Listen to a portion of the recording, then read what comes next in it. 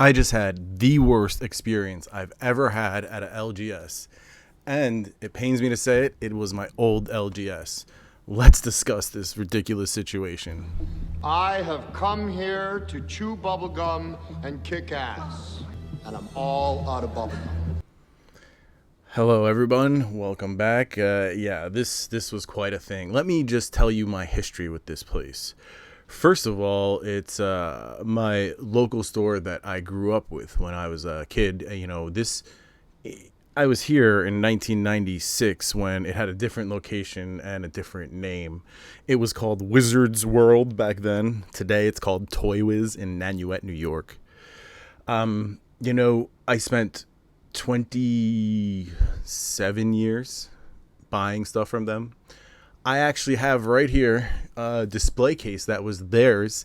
They gave it to me because they knew me back then. And when they were renovating during COVID, I guess they did a changing of the guard as well during COVID. And a lot of people that were there aren't there anymore. And honestly, they were building up to this for a long time. They've had really high prices and they have a history of just trying to rip you off for your cards. And when you're a knowledgeable Magic player and you're taking it to a store, you expect to be treated like you know what you're talking about. You're buying cards at a yard sale. It's a whole nother story. This was pretty interesting. So let's start with the story. I wanted to buy list some cards and to prepare myself like you always should in such a situation. I went on Card Kingdom and Abu Games and basically buy listed the cards without confirming the order. Took the current buy list prices and made a list of the value. Now I knew that there would be some penalties for two things: for a condition, and some of the cards, a few, were foreign. I knew that going in, and I knew what the deductions should be. I went in with like a $900 plus buy list in credit. This is all credit. And I was told that some of the cards they wouldn't accept them. First of all, they wanted to cherry pick.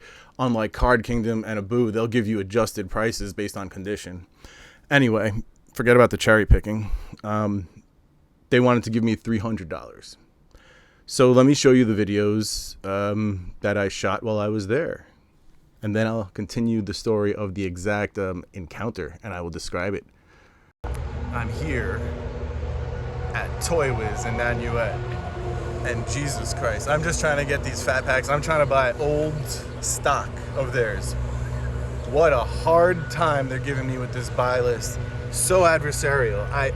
This place used to be good for stuff. I don't know. The people have changed, and the way that they operate have changed, and honestly, their mode, the fact that Magic is no longer in the front. It's other games like Weiss, Schwartz, and newer games and Pokemon that are up front. And so it's kind of crazy. All right. So I made a list on Card Kingdom and Abu. I had a total value of about 900. Look, some of the cards were foreign, some were played. I expected some movement downward. I expected about $700, maybe $650 for my $900 original, what I priced it out originally today. And I didn't pick and choose so much either. Sometimes Card Kingdom or Abu offers more. I didn't really do that. I just made a list. I wanted to know what I had, and I wanted to compare it to what he was offering. So I also took a picture of their prices. So yeah, this is. I had a couple items I wanted, and I just wasn't willing to accept their lowball offer for my card. So don't go to Toywiz if you're looking to trade in cars. And honestly, they've been overpriced for years. So the only thing was maybe I could buy list here and get the old item, but it's just not worth it to deal with these guys. All right, that's the word. I'll show you the list and we'll go over what I had. So I walk in. It was around 12:15. I had things to do in the area. I never really go by anymore unless I'm in the area. They had specific items that I wanted, older items that I called about and asked, and they confirmed that they had.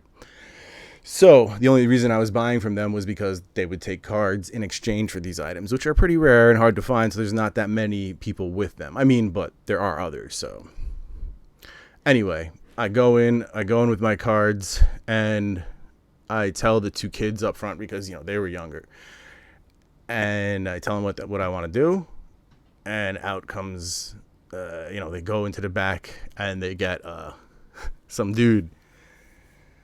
He comes out. I tell him, I'm like, yo, I got a buy list. I've been asking about an item you have.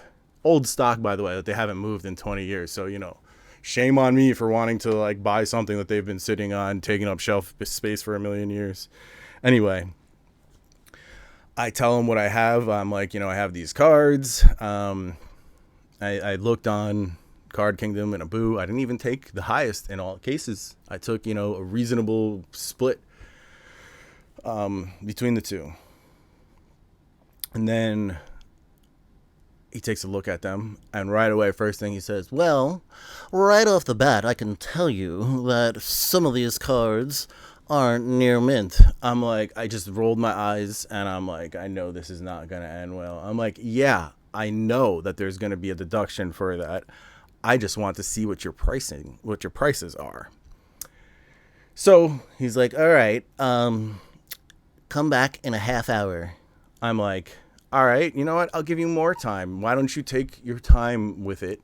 I'll come back in an hour and a half or so. I got things to do. He's like, no, I won't be here. Come back in a half hour. So I just, you know, I hang around, because what am I supposed to do? You know, risk this freaking guy messing with my cards, or forgetting about them getting stolen, or, you know, because, like, when somebody's behaving like this, it's adversarial from the start. So I have a conversation with my wife, and I'm walking around the store, and I'm like, you know, this is ridiculous.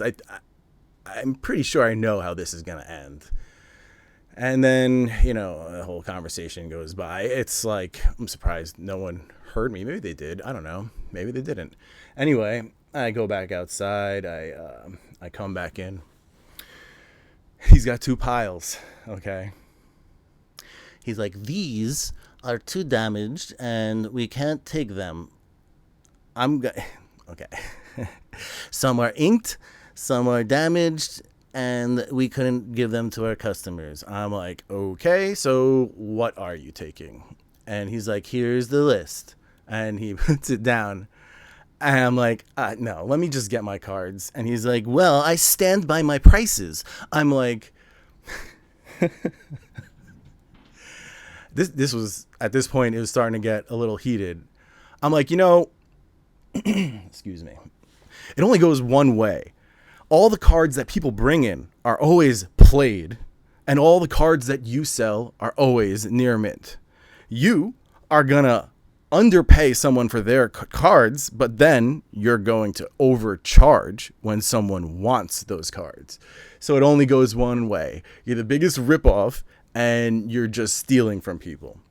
He's like, I stand by my prices. This is, you know, and then I'm like, all right, fine. Let's look at one of these cards. And I say, oh, look, counterbalance, all near mint. I pulled them on camera with you guys, and I showed you them. This was from actually one of the surprising better condition flea market buys. Anyway, I'm like, oh, $8. You want to pay me $8? And he's like, no, that's cash. In store credit, it's $9.60. I'm like, oh, excuse me. Card Kingdom's going to pay me $12 in credit, and Abu is going to pay me $17, and $9.60 was his credit, right? He's like, well, if someone's going to pay you $17 for a $24 card, then you should go to them. And here's the funny thing. Afterwards, I went on their website. They're not charging $24 for this card. They're charging $32 or $33 for this card. So, yeah, he was willing to pay 1/3 of what they were charging. Anyway, at this point, I tell him, I'm like, you know, I have a YouTube channel, and I'm going to make a review of my experience today. He's like, well, all right, then you make sure you take a picture of this. And he slaps down the buy list. Now, I was already starting to walk out with my cards at this point. I'm like, okay. And I start to walk over there, and he's like, no, you didn't tell me your name, so why should I? And so then he thought better of taking it back, and he let me. And he's like, make sure you post that too. Make sure you post that too. Whatever posting is. Anyway, so I took a picture. I made sure to say all this extremely loudly about how they're a ripoff. You're stealing from people. It's only one way, and like it's robbery. And not only, I wasn't only talking about the buy list, I was talking about their prices too. Like, I've watched their prices get steadily out of hand over the years. I mean, look, they were charging $1,500 for an antiquities pack, $900 or $1,000 for a legends pack. These prices have come down, and if you intend on selling them, then bring your prices down. These just aren't correct prices. They've always been price gougers as well. So it's funny, as I was leaving, I encountered there was somebody in a car. He honked the horn at me, and he gave me a thumbs up.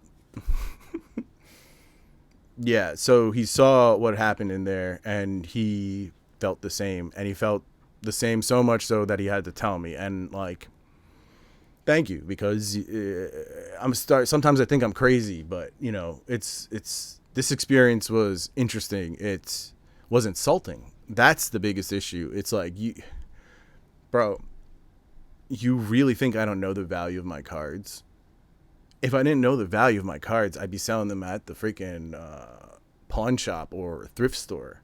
Clearly, I know the value, as I'm here looking for something older. Anyway, guys, remember, this is Toywiz in Nanuet. They also have an online store. Don't go to them. I suggest avoiding them at all costs. They will rip you off. They will try to buy your cards for some pennies on the dollar, even less than Rudy, probably about half what Rudy would pay. It's kind of ridiculous. So, Toywiz wanted to offer me $370 in credit, and they didn't want to take a few cards.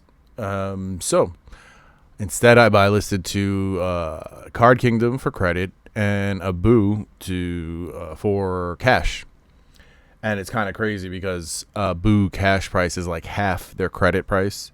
So I ended up with about $200 in Card Kingdom credit and $200 in cash from a Boo. I got to keep these cards, and that would have been about $400 in credit from a Boo. So I would have had about $600 in credit plus these cards after all was said and done. So I opted for $200 in credit, $200 in cash, and I get to keep these and do something with them.